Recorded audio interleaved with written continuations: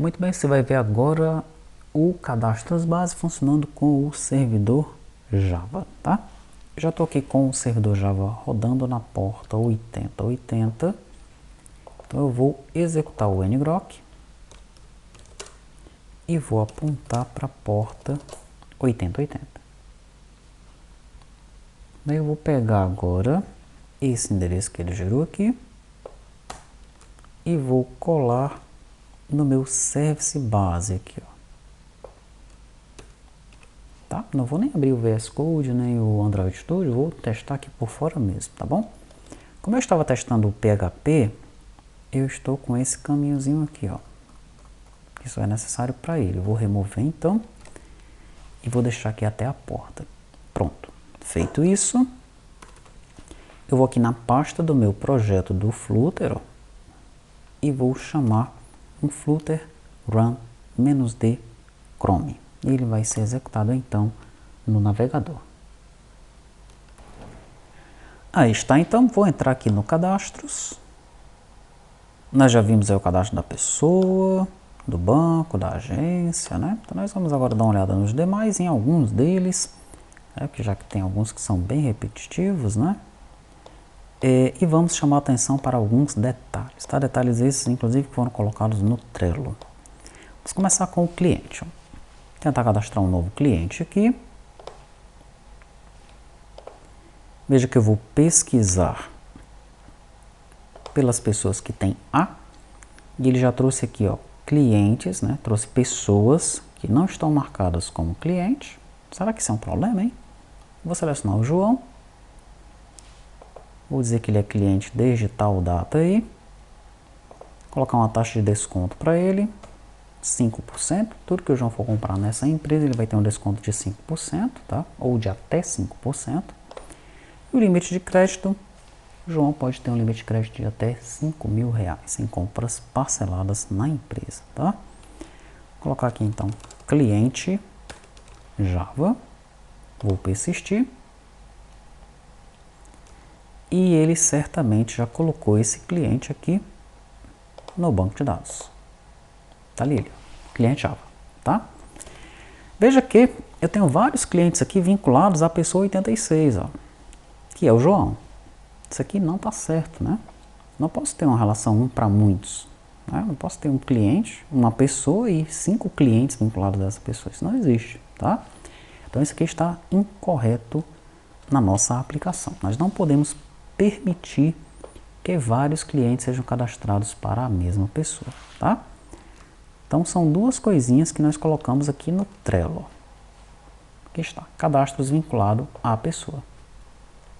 Essas mesmas observações que eu vou mencionar aqui, elas servem para cliente, fornecedor, transportadora, contador e colaborador, tá bom? Você vai ver que essas telas já estão funcionando, olha, o fornecedor, a transportadora e o contador. O colaborador tem algo a mais que eu vou analisar em mais detalhes, tá? Mas as observações são as seguintes, olha. Observações sobre os cadastros vinculados à pessoa, que são esses 5. Provavelmente precisaremos alterar o servidor e ou o cliente por conta dessas observações. A primeira é, quando a gente consulta uma pessoa vinculada àquela entidade, né, mencionada na descrição aqui, ele traz também aquela entidade que não está marcada como cliente, como colaborador, enfim, como você viu ali no caso do João. Eu pesquisei o cliente, ele trouxe, né, eu pesquisei a pessoa, né, e o João veio como uma pessoa para ser colocado em cliente, mas o João não estava marcado como cliente, tá? E aí, nós devemos trazer as pessoas que não são marcadas como aquela entidade, né? Quando eu for pesquisar pelo fornecedor, que eu for importar a pessoa vinculada àquele fornecedor, eu devo trazer só aquelas pessoas que estão marcadas como fornecedor? Onde é que a gente marca essas pessoas como fornecedor, como cliente e tudo mais? Lá no cadastro da pessoa. Tem aqui se é cliente, se é fornecedor, se é transportadora, se é colaborador, tá? Então, quando eu for cadastrar um cliente, eu devo trazer para importar a pessoa só aquelas que têm cliente sim? Ou devo trazer todo mundo? Aqui eu menciono as possíveis soluções para esse problema, né? não trazer a pessoa que não está marcada como aquela entidade. Quando eu for importar a pessoa vinculada ao cliente, eu não trarei as pessoas cujo cliente é diferente de esse aqui, tá? Cujo cliente é isso mesmo, né? Só trarei as pessoas cujo cliente seja igual a esse.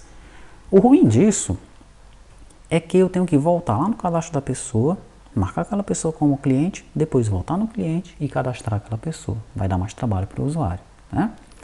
Vai vir a segunda opção, marcar a pessoa como aquela entidade após a inserção, tá? Então você vai, pega aquele cara que não está marcado como cliente, insere ele, mas no momento que você for inserir no banco de dados, você tem que fazer um update naquele cliente, alterando lá cliente sim, ou fornecedor sim, ou colaborador sim, dependendo do que você está fazendo com ele, tá bom? Muito bem. Então você vai me dizer qual é a melhor alternativa, certo? Você vai mencionar isso aí no Trello, né? E a segunda questão é o que nós vimos acontecer com o cliente aqui, ó. Vários clientes vinculados à mesma pessoa, não pode, de jeito nenhum, tá? Então, impedir que duas das entidades mencionadas na descrição sejam cadastradas para a mesma pessoa. Você também vai mencionar aí no Trello o que é que você acha que deve ser feito para nós impedirmos isso daí, tá bom? Muito bem, então com isso nós matamos aqui essa galera de cima, até contador, basicamente, né? Daí eu tenho o estado civil e nível de formação. Essas duas tabelas, elas já têm dados cadastrados no banco de dados. Mas ainda assim, eu permiti o botão de inserir e permiti os botões de excluir e de editar, tá? Pode ser que a empresa queira alterar isso daqui, fazer do jeito dela, tá bom? Então, tanto para esse como para esse aqui, eu deixei os dois botões, tá? Os três botões, no caso, né? Pode ser que você já deixe a descrição e não permita que o usuário altere isso daí. Vai ficar apenas para ele visualizar, né? E para ele importar esses dados no momento que estiver cadastrando a pessoa física, tá? No grupo colaborador, aqui no cargo, nós temos aqui o nome do cargo, a descrição do cargo, que deve informar o que é esse cargo aqui, tá? Algumas pessoas questionam por que nós temos nome e descrição nas tabelas, porque a descrição é para descrever o que é isso que está no nome. Pode ser que a pessoa do RH que vai importar o cargo não entenda o que é isso daqui. Auxiliar administrativo, esse aqui é muito simples, né? Mas vamos dizer que tem aqui um nome complexo, um nome diferente, que essa pessoa do RH nunca tenha visto. Ela vai compreender o que é aquele cargo nessa descrição aqui, que vai descrever o que é o cargo, tá? Daí vem aqui o valor do salário e tem aqui, ó, CBO. CBO 94, CBO 2002. CBO significa Código Brasileiro de Ocupação.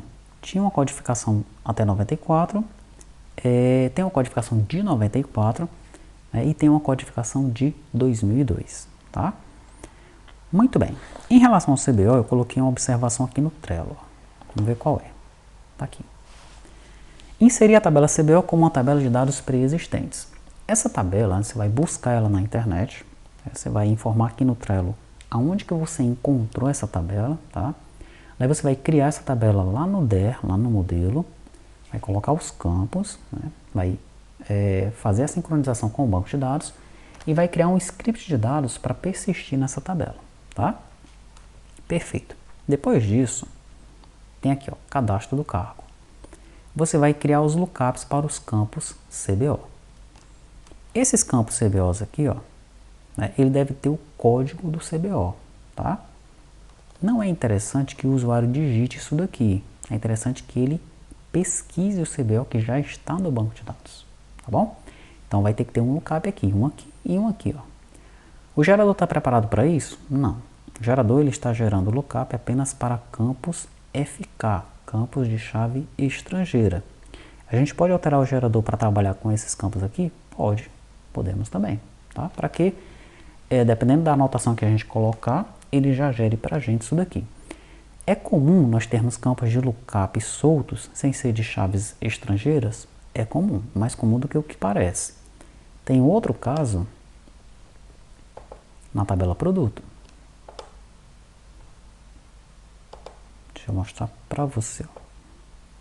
Na tabela produto, nós temos o campo NCM. Inclusive nós temos a tabela NCM, que é a nomenclatura comum do Mercosul. Tá aqui, ó.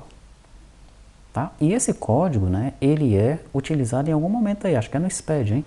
Se você colocar esse código errado aqui, dá problema de validação, dá maior zica lá, na hora de gerar o SPED, tá? Se eu não me engano, é no SPED mesmo, ok? Então aqui no produto, né, o ideal é que o usuário não digite nada aqui, ó. Senão a confusão pode ser grande, tá bom?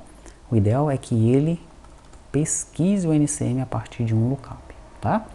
Mas enfim, você vai trabalhar em cima do CBO, tá? Esse é o exercício, buscar a tabela do CBO, criar um lookup para o CBO e quem sabe alterar o gerador para ele já alterar lookups para outros campos que não sejam campos FK, tá? Muito bem. Chegamos então em setor. O setor é um cadastro bem simples, não tem muito o que ver. Colaborador é um cadastro mestre-detalhe. Ele é mestre-detalhe porque ele tem um mestre aqui, os dados do colaborador, e tem no detalhe os dados do usuário, tá? Em relação a isso daqui, eu coloquei também uma observação aqui, ó. Usuário, papel, função. Fazer a tela de cadastro dos papéis vinculados às funções, a gente vai ter que fazer isso daí, provavelmente vai ficar no módulo administrativo, tá? E arrumar o esquema de segurança da senha do usuário. Você sabe que a senha do usuário hoje, né, ela está sendo persistida tal e qual está sendo colocado aqui, ó. Tá lá na tabela usuário. Olha só. Se alguém abrir o banco de dados e vier na tabela usuário, ele vai ver a senha do usuário, ver o login dele, ó. Rapidão ele consegue fazer alguma coisa, se ele tiver más intenções, né, consegue fazer alguma coisa errada, tá? Então, no mínimo, essa senha tem que ser um hash, tá? Isso a gente tem que arrumar, por isso que tem essa observação aqui. Você pode, se quiser, trabalhar em cima, pelo menos do hash, né? Essa parte dos papéis, das funções aqui é mais complicada, espere que eu vou mostrar, tá? Já essa parte da segurança da senha do usuário, você pode trabalhar em cima disso se você quiser, tá? Ok, continuando então, nós vamos voltar aqui e tem o cadastro do vendedor. O cadastro do vendedor tem uma coisa interessante nele também, olha. Quando eu vou cadastrar o vendedor, eu tenho que pesquisar pelo colaborador. Ao pesquisar pelo colaborador, olha o que é que aparece aqui, matrícula. Mas eu não quero a matrícula do colaborador, eu quero o nome do colaborador. Então eu tento achar pelo nome e não encontro. Mas por quê? Porque a tabela colaborador não tem nome, né?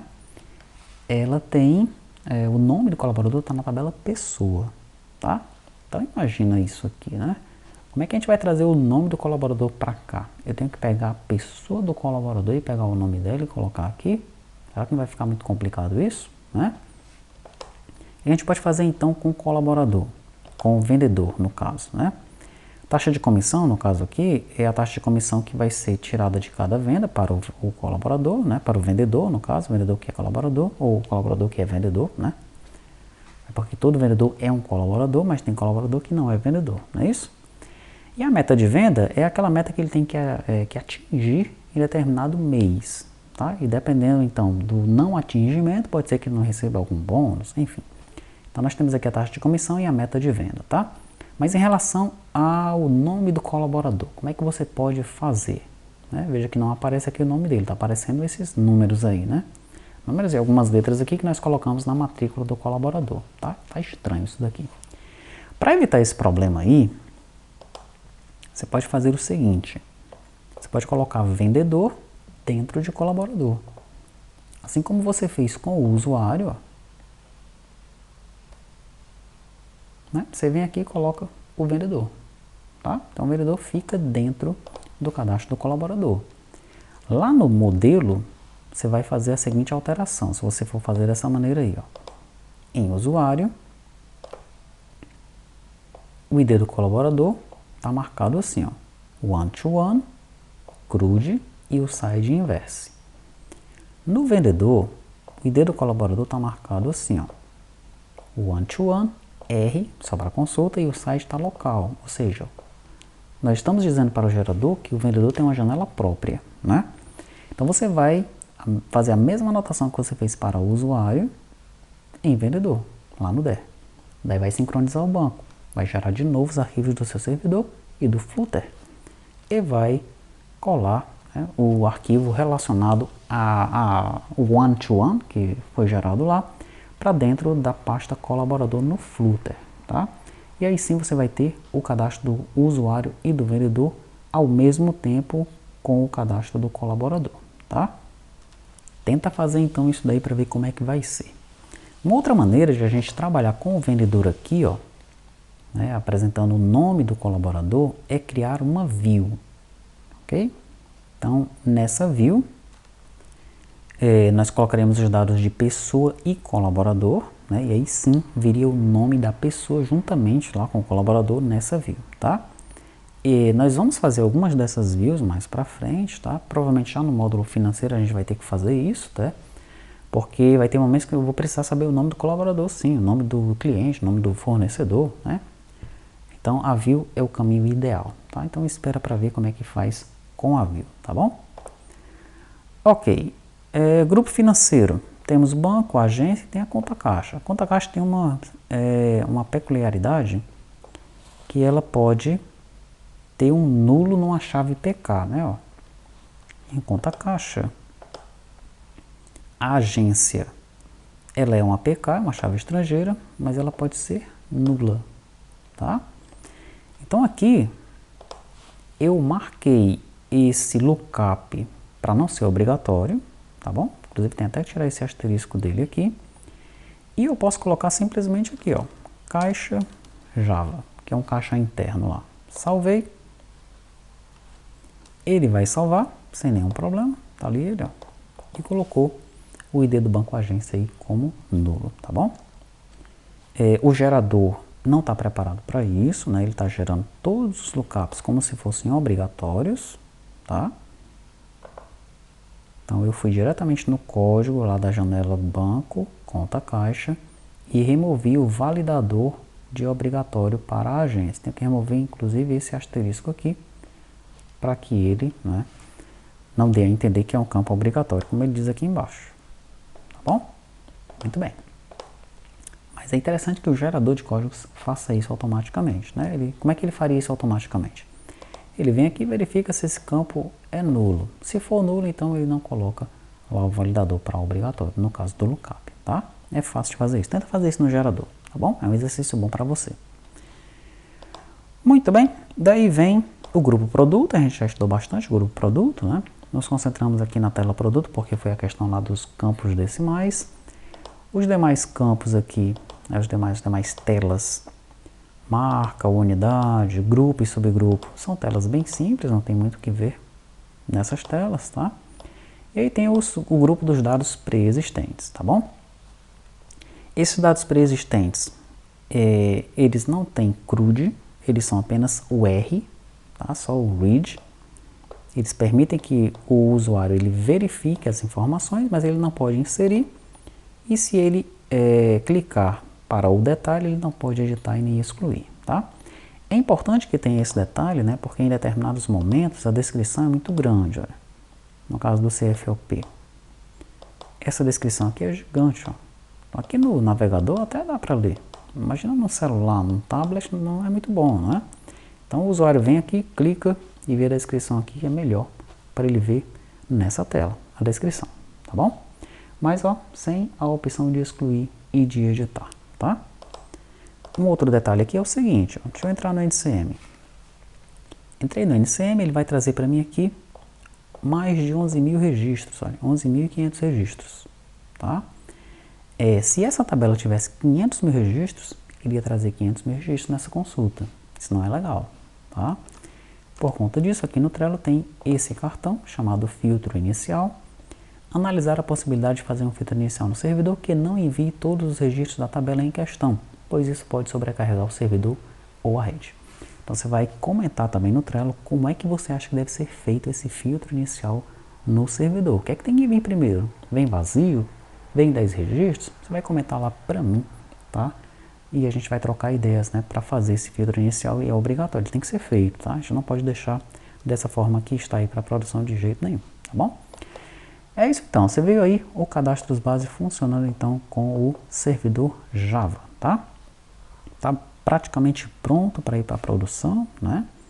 Tem alguns exercícios e comentários aqui, pois afinal nós estamos num treinamento, você tem que exercitar, tá bom? Quanto mais você souber sobre o seu servidor e sobre o cliente, melhor vai ser para você quando o seu sistema estiver em produção, tá?